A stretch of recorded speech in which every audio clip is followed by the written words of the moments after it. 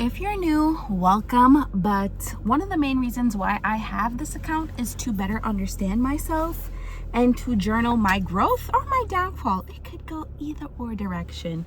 But today's conversation topic is going to be me addressing the fact that I was a bully, that I am still very mean and I'm working on it. And a lot of people don't understand that they are essentially mean individuals. Like, I have a hard time being soft, being empathetic, being nurturing, being warm because of how I grew up. It was like a defense mechanism that I was unaware that I had. For example, my family feels so comfortable, maybe it's culture, but so comfortable talking about how somebody looks, what they eat, what they dress, their partners. Like, they don't know their place or have the boundary or have the respect. So I looked at my best friend's partner and I was just like, what's going on with your face? What's going on with your neck? And I just like, why would I say that? Like, I hate when people talk about my appearance. Why was I so comfortable making a comment about her appearance just like that? But I just did it for concern.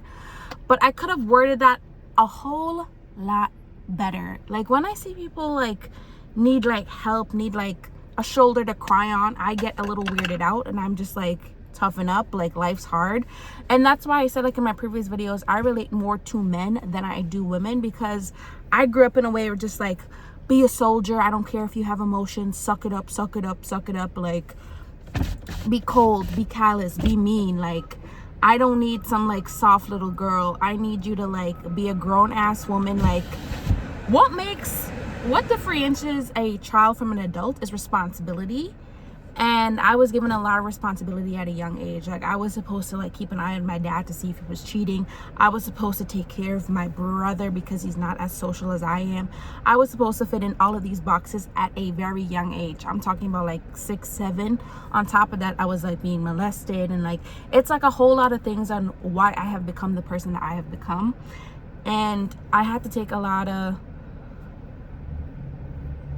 journaling, a lot of steps back to really assess how I became the way that I became.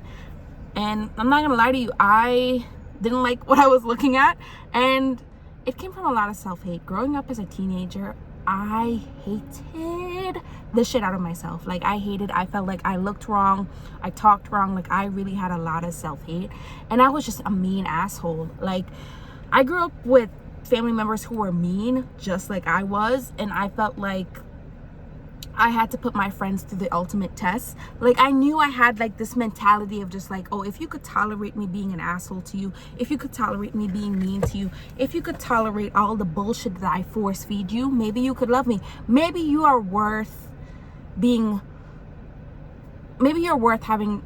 being around me. Maybe you are worth it. You know, it's like an endurance test, and that's not how it's supposed to work. It's not supposed to be a struggle. It's not supposed to be hard. But I was very young, I was very naive, and be like, love, friendship, endurance test. Come, let me test your limits of how much bullshit I could force feed you and you'll swallow. And a lot of people stuck around because, again, broken people attract broken people. Fast forward now, I was not friends with anybody for a long time, for like 2 years. I went through like a really bad phase, and I was just like, maybe I had like one friend, but like more or less acquaintances. Like, there wasn't somebody I was like really deep or like had like very intimate conversations, or just like, you know, when you talk to somebody and you just release like all of this trauma and all of this like pending like fights that you've been having with people, just to like talk about it, to get it off your chest. I didn't do that for 2 years. I was very much alone and kept to myself.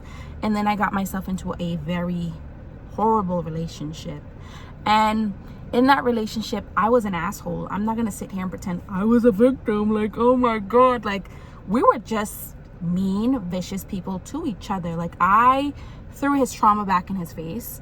I was very mean. I had no boundaries. Like, I had no respect for him. And when you have no respect for an individual, the fights become really horrible, like really bad, and we just brought out the worst out of each other. Like, he made my anxiety 10 times worse, and I made him feel like he could not talk to me because everything he said was wrong, and I just hated him, and I feel like he hated me, and we just kept on attacking each other.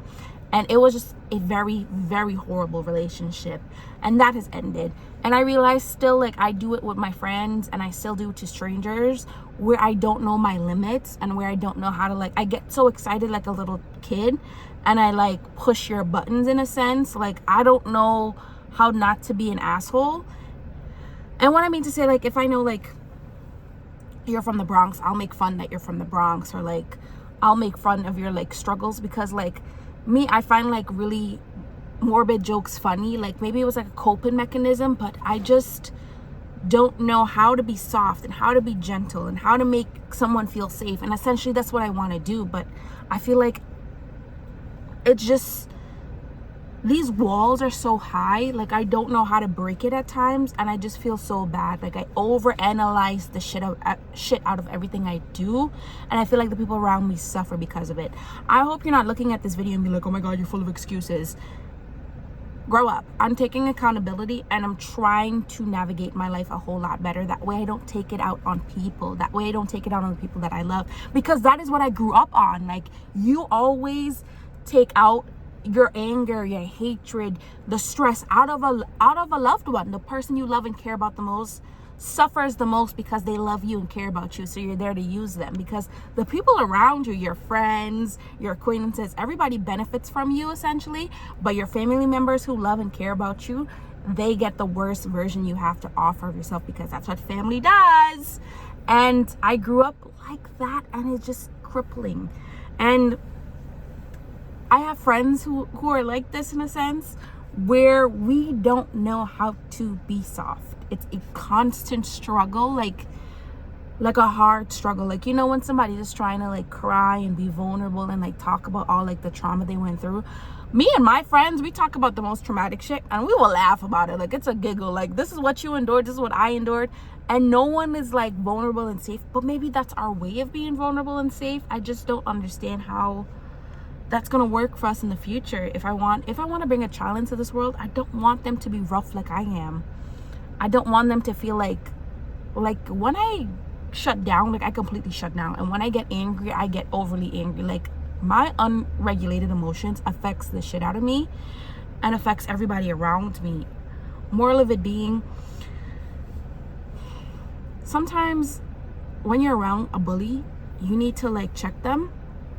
And if they're a narcissistic asshole and they try to make excuses about it, walk away, because that's the best thing. That's the best thing you could ever do to someone. Like, people have the ability to change, they just don't want to, nor it's your job to change them. But if somebody's being a real asshole to you and you're trying to be logical and they're just not listening to it, walk away. And to like sometimes look at your friends and family members and wonder, why are you this mean? How can I help? In a sense. But you need to know if they have any redeeming qualities in them. Like, if they're loving, if they're kind, and they just don't know how to be. Like, people have like a lot of trauma that they have endured, a lot of hardship, and those walls are fucking high and like so hard to penetrate. And some people will be like that in their grown age. Like, they'll be like 50, 60, 70. They'll never have that revelation, I need to change, I need to work on me, this is not healthy, this is not going anywhere. And they will carry this weight for a long time, and they will be alone and miserable, all because they feel like this is the place that they deserve to be at. And they will keep people at like arm's length. A lot of people are struggling right now, and they don't want to find it difficult to talk to you just because they want to get to know you and they're interested in you. Like, imagine if I like you and I have a crush on you and I want to get to know you, and you're too busy being mean and condescending and just making fun of me and like bullying me in a sense. Why would I want that? You do not make me feel safe. If anything, you make me feel like I'm crazy. Take a step back and question how you make people feel, how you want to be seen, how you want to be perceived, and how you grew up. Because it has taken me such a long time to understand that I have some qualities I deeply need to change before I attract the people I want to be around. Like, I don't want to laugh at people's struggle. I don't want to laugh at their trauma.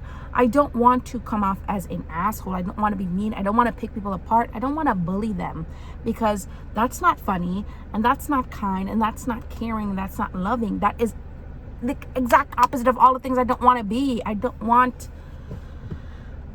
to just make someone feel suffocated, and they should feel suffocated because they love me. Like, I felt like that my entire life, and I would hate to have failed this badly. and made people feel like in order to love me, they have to suffocate. And I hope with my rambling, you understand my crazy ass brain. But I really hope that I'm able to let this masculine, this crazy, this angry energy go, and just like embody kindness and embody love. Like, and in order to do that, you have to take accountability. In order to do that, you have to assess your self-worth, your self-love, and set boundaries and standards for yourself, and then you'll attract the right people. If you're looking at this and you know that you're mean and you know that you're essentially a bully, you need to understand why, and you need to learn how to let that shit go. Because trust me, nobody should love you so much to the point that they have to tolerate you using them as a punching bag. I am so sick and tired of seeing that. Like, the entitlement, like the behavior of it is just so gross and demeaning to the people you love. On that note, this was a lot of rambling, but I'm trying to make sense with all the noise that's going on in my head lately. Anyways, I'll see you for the next time. Please like, share, subscribe, leave some advice, and just try to be a little softer. I know being a bully is the easiest thing you could do in life, and just like have your walls up, just become hardened. That's the coward way out. That's the weakest thing you could do, and it's the easiest. The hardest thing is always putting your heart out there and getting crushed. The hardest thing is always getting back up. The hardest thing is always trying to be positive, always trying to have some gratitude, always trying to shine a light. But essentially, it'll make you better. I'm gonna convince myself that the pain, the suffering was worth it. I'm not selling myself on it, nor am I selling you. But yeah, I'll see you for the next time. Bye.